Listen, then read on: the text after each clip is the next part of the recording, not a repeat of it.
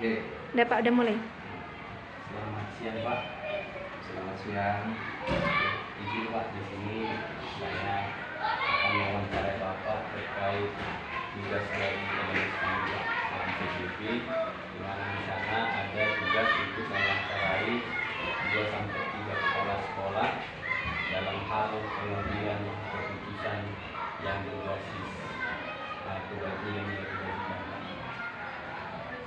Apa yang pertanyaan? Terima kasih Pak. Pertanyaan yang pertama Pak, selama ini bagaimana Bapak dapat mengidentifikasi kasus-kasus yang merupakan dilema etika atau rujukan moral yang ada di sekolah ini Pak? Ya, di sekolah itu setiap saat memang kita harus mengambil keputusan, itu keputusan guru, sekolah atau murid. Banyak masalah-masalah di sekolah. Jadi kalau katanya kita gila-gila itu memang apakah itu keputusan bermasalah dengan hukum, apakah memang itu keputusan yang harus adil berhubungan dengan pilihan-pilihan. Jadi kalau berhubungan pilihan-pilihan itu bisa kita selesaikan dengan cara masalah. Tapi sekarang ini memang lebih banyak kita berfokus bermuncul masalah hukum. Tidak ada yang berhubungan dengan masalah hukum sampai ke satu dan itu kita. Baik Pak, terima kasih. Berarti Bapak memilah-milah masalah yang ada Pak, ya, sesuai dengan permasalahan yang ada, betul, dan penanganannya juga sesuai dengan permasalahan yang ada. Terima kasih Pak. Yang berikutnya Pak, selama ini bagaimana Bapak menjalankan pengambilan keputusan di sekolah Pak, terutama untuk kasus-kasus di mana ada 2 kepentingan yang sama-sama benar Pak, atau sama-sama mengandung nilai kebajikan? Ini adalah memilih yang bagus di antara yang bagus. Contohnya siswa ketika nenekan kelas, karena kita dilema juga di sana. Kita mengadakan rapat guru untuk menentukan kenaikan kelas. Apakah siswa kita naikkan atau kita tinggalkan? Ini beberapa tantangan kita terjadi. Siswa yang tidak pernah hadir beberapa lama, ya, sampai dengan ujian terpaksa pun ada disusul. Kalau kita lihat dari segi kemampuan itu ada, ya kan?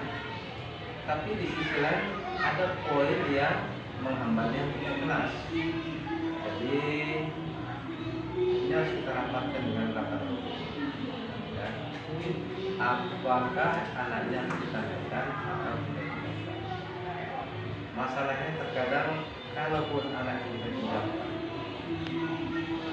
kesempatan untuk perentasan kita terganggu. Bisa saja masalah ini sengaja tidak hadir karena sakit. Karena selama ini terkadang anak itu tidak menginformasikan kepada guru. Nah, itu kenapa tidak hadir? Absennya sudah melebihi yang kita tentukan. Terpaksa harus kita rapatkan dengan guru. Pertimbangan apa untuk anak ini kita naikkan. Jadi pada akhirnya pun anak itu harus kita naikkan berdasarkan rapat dengan guru. Oke, terima kasih Pak atas penjelasan yang Bapak berikan.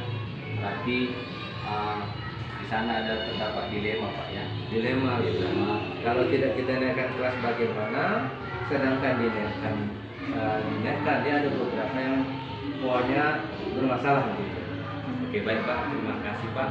Selanjutnya Pak, saya mau menanyakan kembali langkah-langkah atau prosedur seperti apa yang biasa Bapak lakukan selama ini dalam menangani hal tersebut.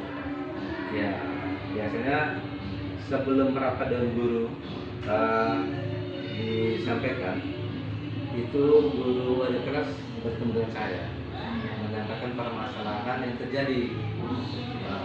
Jadi itu sebelum keputusan dinaikkan, biasanya setelah disampaikan kita panggil orang tua bersangkutan atau wali muridnya. Apa sebenarnya permasalahan yang terjadi? Kenapa anak itu tidak ada? Kalau itu setelah kita undang hadir, baru kita minta keterangan sama mereka. Permasalahan ketidakhadiran anak ini dalam waktu jangka waktu tertentu. Nah, setelah itu baru kita berikan masukan. Kalau bisa jangan sampai terlibat. Nah, setelah ini kita dapat informasi dari pihak pertama, orang tua atau wali, ini kita bawa nanti kepada rapat dewan guru untuk memutuskan apakah anak ini naik atau tidak kelas. Baru keputusan kita ambil. Begitu. Oke, terima kasih Pak, sangat bijaksana ya Pak ya. Ya, langkah-langkah yang Bapak sampaikan tadi sangat bijaksana. Selanjutnya Pak, hal-hal apa saja yang selama ini Bapak anggap efektif dalam pengambilan keputusan pada kasus-kasus dilema etika seperti yang tadi? Kita selalu menggunakan musyawarah. Selalu musyawarah untuk mengambil keputusan. Karena tidak ada sesuatu yang tidak bisa dimusyawarahkan. Benar sekali Pak Ya. Jadi kalau musyawarah ini kan semua aspirasi bisa kita dengarkan. Itu. Setelah kita musyawarahkan, kemudian kita konfirmasikan kepada guru atau pihak yang terkait, baru saya ambil keputusan. Gimana bagusnya keputusan dia? keberpihakan kepada murid ya Pak ya. Kebetulan itu kepada murid. Jangan saya murid terganggu. Malu dia tidak karena tidak naik kelas. Baik Pak, terima kasih Pak.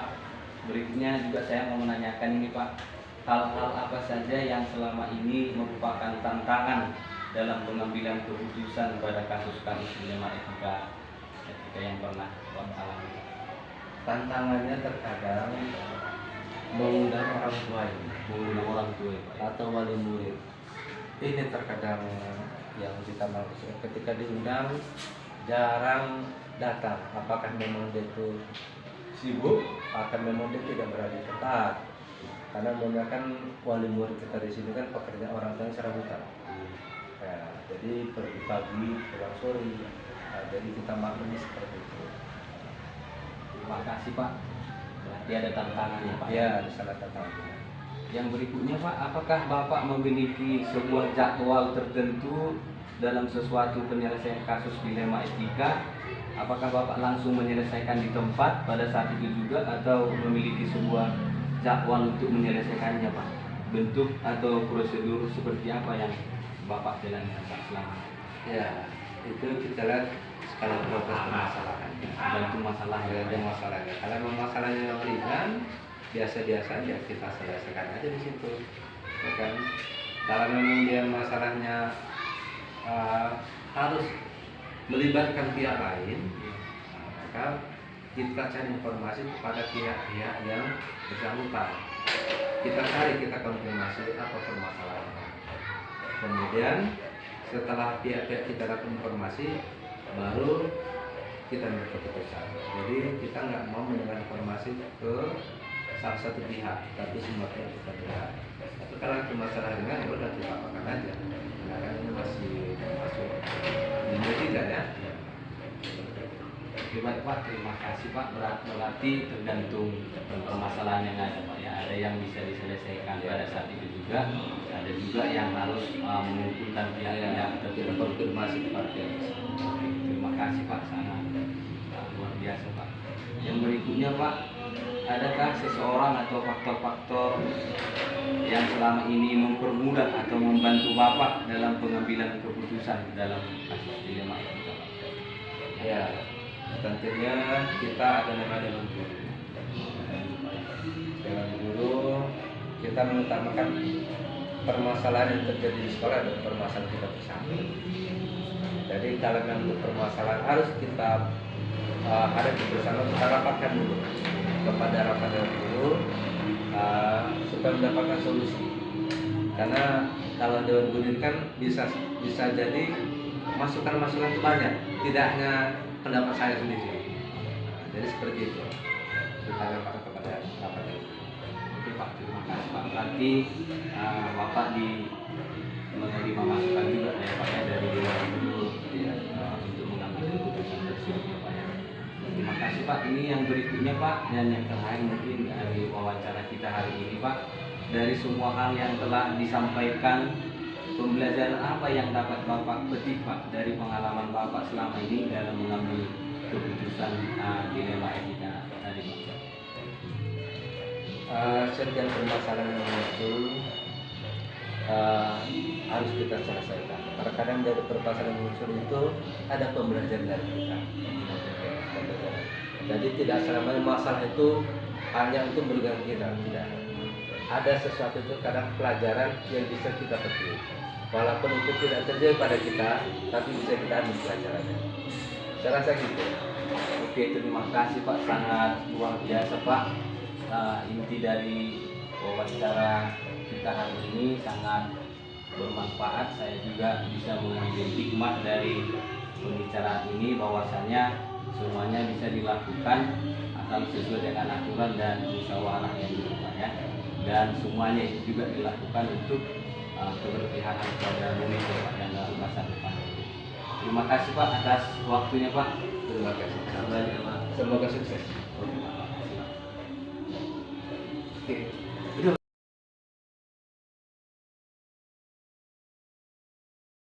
Ya. Selamat pagi Bu. Selamat pagi Pak. Pada kesempatan ini saya minta izin untuk mewawancara Ibu, di mana saya mendapatkan tugas dari program guru kontrak, di mana kami ditugaskan untuk mewawancarai 2 sampai 3 kepala sekolah dalam hal pemenuhan tugas di modul 31, yaitu pengambilan keputusan yang berbasis nilai-nilai kebajikan. Jadi Ibu selaku kepala sekolah di TK Yosua ini, saya mohon waktunya sebentar Ibu untuk bertanya. Bisa ya Bu ya? Baiklah, terima kasih. Yang pertama Bu, selama ini bagaimana Ibu dapat mengidentifikasi kasus-kasus yang merupakan dilema etika atau rujukan moral yang ada di sekolah ini? Dilema etika itu maksudnya gini Bu, ketika kita ada suatu mau mengambil keputusan di mana opsi daripada keputusan kita itu, permasalahan yang ada itu benar sama benar gitu. Jadi di situ ada dilema, gimana Ibu mengidentifikasinya atau mengatasinya seperti itu? Kalau masalahnya saya terlebih dahulu mengamati apa permasalahan yang terjadi. Nah, setelah itu mengumpulkan informasi yang sesuai dengan permasalahan yang ada. Oke baik Bu, terima kasih. Berarti diamati dan mengumpulkan informasi ya seputar permasalahan yang ada gitu ya Bu ya. Selanjutnya ya Bu ya, nomor pertanyaan berikutnya, selama ini bagaimana Ibu menjalankan pengambilan keputusan di sekolah ini, terutama untuk kasus-kasus di mana ada 2 kepentingan yang sama-sama benar atau sama-sama mengandung nilai kebajikan? Ketika ada kasus yang sama-sama benar, saya mempertimbangkannya dengan baik dan mencari jalan tengahnya agar keputusan dapat diterima oleh kedua belah pihak tersebut. Oke, sangat luar biasa Bu ya, sangat bijaksana keputusan atau cara Ibu mengambil keputusannya. Selanjutnya Bu, saya mau bertanya lagi, ini langkah-langkah atau prosedur seperti apa yang biasa Ibu lakukan selama ini? Langkah-langkahnya? Langkah-langkahnya, saya mengumpulkan informasi terlebih dahulu dan menganalisis permasalahan yang ada. Setelah itu, saya mengambil keputusan. Oke, dianalisis baru direnungkan gitu lah Bu ya. Nah, setelah itu diambil keputusan. Yang berikutnya Bu, hal-hal apa saja yang selama ini Ibu anggap efektif dalam pengambilan keputusan pada kasus-kasus dilema etika yang ada? Dalam pengambilan keputusan itu harus efektif ya Pak, apabila keputusan akhir dapat diterima oleh semua pihak. Iya, jadi keputusan akhirnya boleh diterima semua pihak Bu ya, dan sesuai dengan kebutuhan murid untuk kepentingan murid, berpihak kepada murid gitu ya Bu ya. Baiklah Bu, saya mau bertanya ini selanjutnya Bu, hal-hal apa saja yang selama ini merupakan tantangan dalam pengambilan keputusan pada kasus-kasus dilema etika? Tantangannya ada, Bu? Tantangannya adalah apabila salah satu pihak kurang bisa berterima dengan keputusan yang ada, sehingga harus mencari alternatif yang bisa diterima oleh semua pihak. Jadi ketika ada keputusan itu sama-sama benar, jadi dicari alternatif gitu ya. Iya, Pak. Yang sangat luar biasa ya, Bu ya. Jadi untuk mengambil semua pihak jadi bisa menerima gitu ya, Bu ya. Selanjutnya, Bu, apakah Ibu memiliki sebuah jadwal tertentu dalam sebuah penyelesaian kasus dilema etika yang ada? Apakah langsung menyelesaikan di tempat atau memiliki sebuah jadwal untuk menyelesaikannya? Bentuk atau prosedur seperti apa yang Ibu jalankan? Kalau untuk menyelesaikan permasalahan tersebut tidak ada jadwal tertentu yang sesuai dengan situasi yang ada ya Pak. Kami selesaikan dengan baik dan sebisa mungkin selesai tidak terlalu lama. Iya, berarti tergantung permasalahannya Iya, ya. Pak. Kalau pada saat itu bisa selesaikan langsung. Dan kalau misalnya itu membutuhkan waktu atau musyawarah dengan guru lainnya atau dengan komite bahkan yang bertanggung jawab di sekolah ini, baru itu mungkin ada waktu yang ditentukan gitu ya, Bu ya. Oke, sangat luar biasa ya, Bu ya. Terima kasih. Ini selanjutnya ada juga yang mau saya tanyakan, Bu. Adakah seseorang atau faktor-faktor yang selama ini mempermudah atau membantu Ibu dalam pengambilan keputusan dalam kasus-kasus dilema etika yang ada di sekolah ini? Faktornya ya biasanya yang memudahkan adalah adanya musyawarah, Pak. Ada musyawarah dan dukungan dari guru dan pihak yang terlibat dalam hal itu. Iya, berarti ada dukungan dari rekan-rekan guru ya, Bu ya, dari seluruh pihak yang ada di sini. Terima kasih, Bu. Dan yang terakhir sekali, Bu, yang mau saya tanyakan adalah dari semua hal yang telah disampaikan, pembelajaran apa yang dapat Ibu petik dari pengalaman Ibu mengambil keputusan dilema etika? Untuk mengambil keputusan dilema etika itu, saya pribadi ya bahwa pengalaman adalah guru yang terbaik. Saya belajar dari berbagai kasus permasalahan yang terjadi, sehingga saya lebih bijaksana dalam berbagai menyelesaikan permasalahan yang ada, Pak. Jadi dari setiap kasus Ibu mengambil hikmahnya gitu ya, jadi ke depannya semakin bijaksana dalam mengambil keputusan. Baiklah, Bu, sangat luar biasa. Terima kasih atas waktunya. Saya mengganggu waktu Ibu sebentar. Semoga ke depannya Ibu atau kita semua dalam mengambil keputusan lebih bijaksana, yang semuanya itu adalah berpihak kepada murid gitu ya, Bu ya. Terima kasih, Bu, atas waktunya.